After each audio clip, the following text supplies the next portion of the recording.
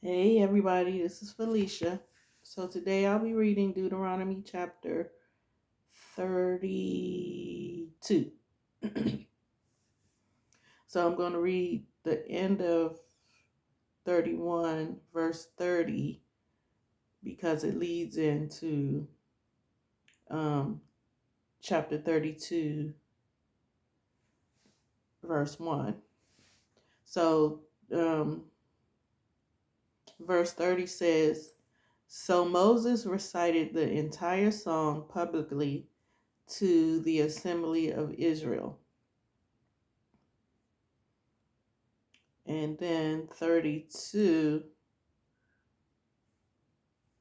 says, and this is the song: Listen, O heavens, and I will speak.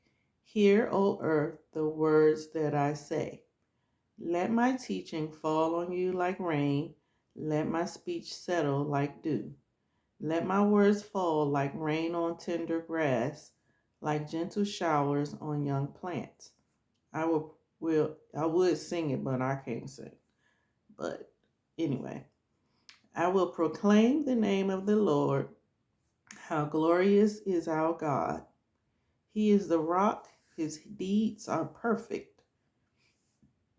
Everything he does is just and fair. He is a faithful God who does no wrong. How just and upright is he.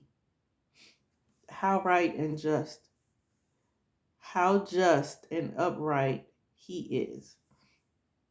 But they have acted corruptly towards him when they act so perviously.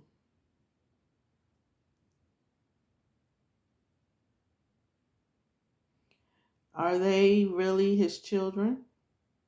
They are a deceitful and twisted generation.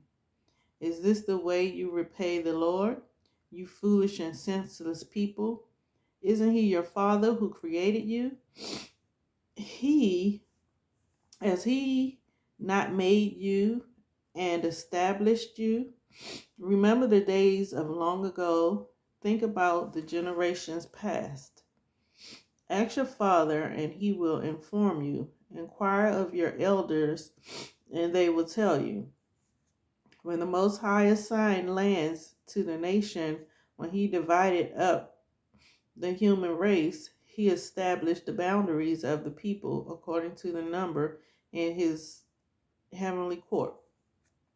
For the people of Israel belong to the Lord. Jacob is his special possession. He found them in a desert land, in an empty, howling wasteland. He surrounded them and watched over them. He guarded them as he would guard his own eyes, like an eagle that rouses her chicks and hovers over her young. So he spread his wings to take them up and carry them safely to his pinions. The Lord alone guided them. They followed no foreign gods. He let them ride over the highland and feast on the crops of the field. I'm sorry, my allergies are acting up. He nourished them with honey from the rock and olive oil from the stony ground. He fed them yogurt from the herd and milk from the flock, together with the fat of lambs. He gave them choice rams from Bashan and goats, together with the choicest wheat. He drank the finest wine made from the juice of grapes. But Israel soon became fat and unruly. The people grew heavy. The people grew heavy, plump, and stuffed. Then they abandoned the God who had made them. They made light of the rock of their salvation. They stirred up their jealousy by worshiping foreign gods. They provoked his fury with detestable deeds. They offered sacrifices to demons, which are not God, to gods they had not known before, to new gods only recently arrived. to gods their ancestors had never feared. You neglected the rock who had fathered you. You forgot the God who had given you birth.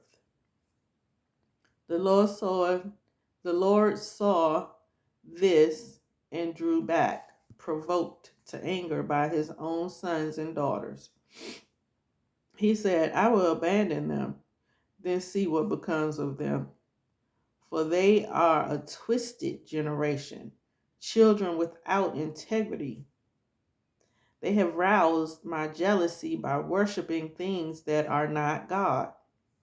They have provoked my anger with their useless idols. Now I will rouse their jealousy through people who are not even a people.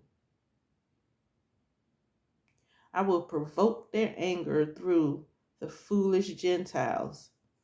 For my anger blazes forth like fire and burns to the depths of the grave. It devours the earth and all its crops. It ignites the foundations of the mountains.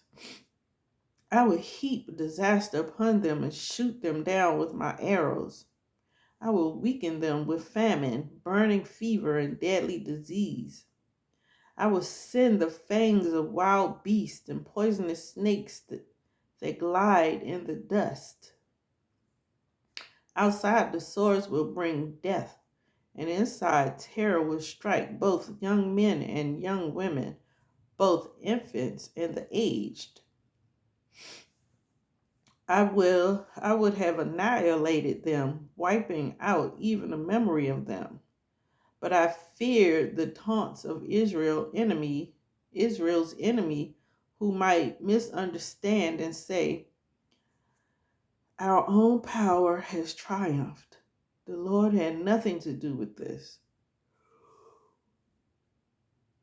Oh, excuse me. But Israel is a senseless nation. The people are foolish without understanding. Oh, that they were wise and could understand this. Oh, that they might know their fate. How could one person chase 1,000 of them and two people put 10,000 to flight? Unless the rock had sold them, unless the Lord had given them up. But the rock of our enemies is not like our rock, as even they recognize. The vine grows from the vine of Sodom, from the vineyard of Gomorrah. Their grapes are poison, and their clusters are bitter. Their wine is the venom of serpents, the deadly poison of cobras. The Lord says, am I storing up these things, sealing them away in my treasury? I will take revenge. I will pay them back. In due time, their feet will slip. Their day of disaster will arrive, and their destiny will overtake them. Indeed, the Lord will give justice to his people, and he will change his mind about his servants when he sees their strength is gone and no one is left, slave or free. Then he will ask, where are their gods, the rocks they fled to for refuge? Where now are those gods who ate the fat of their sacrifices and drank the wine of their offerings? Let those gods arise and help you. Let them provide you with shelter. Look now, I myself am he. There is no other God but me. I am the one who kills and gives life. I am the one who wounds and heals. No one can be rescued from my powerful hand. Now I raise my hand to heaven and declare, as surely as I live, when I sharpen my flashing sword and begin to carry out justice, I will take revenge on my enemies and pray those who reject me, and repay those who reject me. I will make my arrows drunk with blood, and my sword will devour flesh, the blood of the slaughtered and the captives, and the heads of the enemy leaders.